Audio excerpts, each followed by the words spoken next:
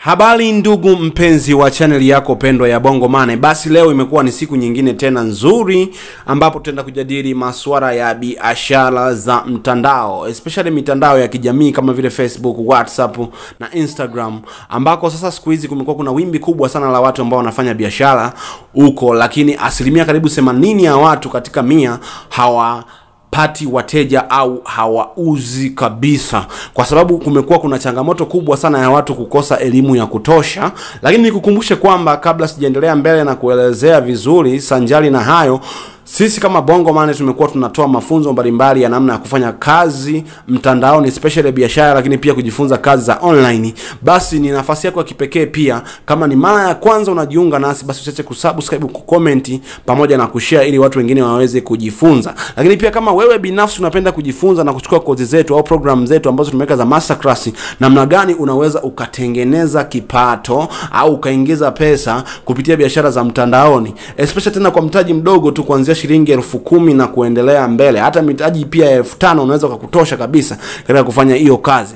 Kwa wimbi la watu ambao wanafanya social networks, kwenye social networks biashara limekuwa ni kubwa sana. Watu wanauza viatu, wanauza nguo, lakini watu pia wanauza skills, wanatengeneza labels, wanafanya graphic design, lakini pia watu wanafanya biashara za magari, wanafanya biashara nyingi sana, biashara za furnitures ambazo ni chakavu lakini pia mpya kabisa, na soko limekuwa liko huria, lakini asilimia ya watu wanaouza ni kama asilimia 20 tu, 80 hawafanyi biashara kabisa. Kwa ziko siri kubwa nyingi sana za kufanya biashara katika majukwaa ya kimtandao, ambazo hizo siri ukishazifahamu basi wewe zitakufanya wewe uwe unafunga mauzo makubwa sana, kwa sababu tayari utakuwa una knowledge ya kutosha. Ile knowledge ya kutosha itakusababisha wewe ufikie hatua nzuri ya kuhakikisha kwamba unajipatia kipato cha kutosha kupitia biashara za kimtandao, kwa sababu biashara ya mtandao asilimia kubwa sana ina faida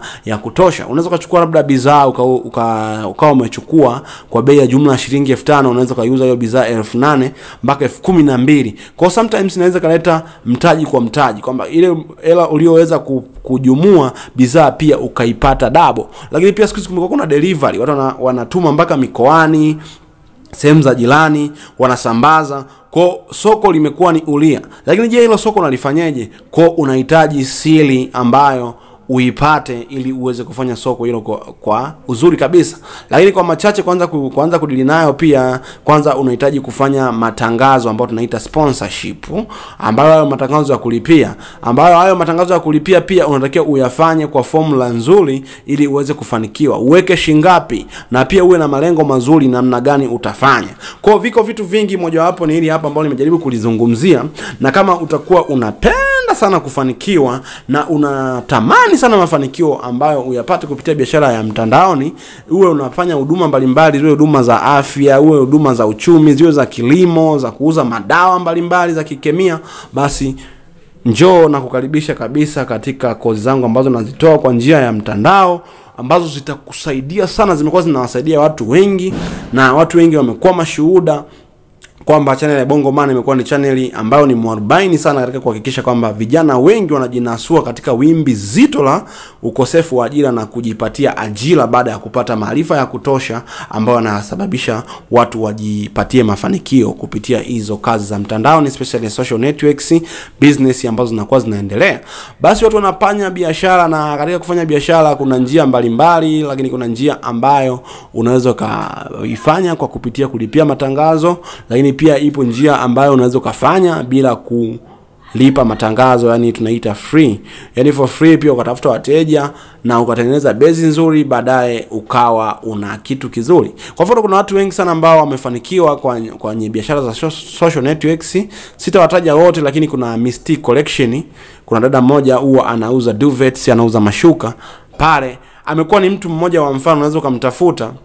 Ni mtu ambaye anaifanya biashara ile sasa hivi kwa ukubwa. Alianza kidogo tu, lakini soko akaliweza, akalimaster vizuri, akapata elimu ya kutosha, na anakuwa anatengeneza kipato cha kutosha kila iitwapo leo. Anafunga mauzo mazuri kwa sababu tayari amekuwa kupata maarifa, lakini pia ana ujuzi mkubwa wa kuvua wateja wa kutosha kupitia social networks na offline pia.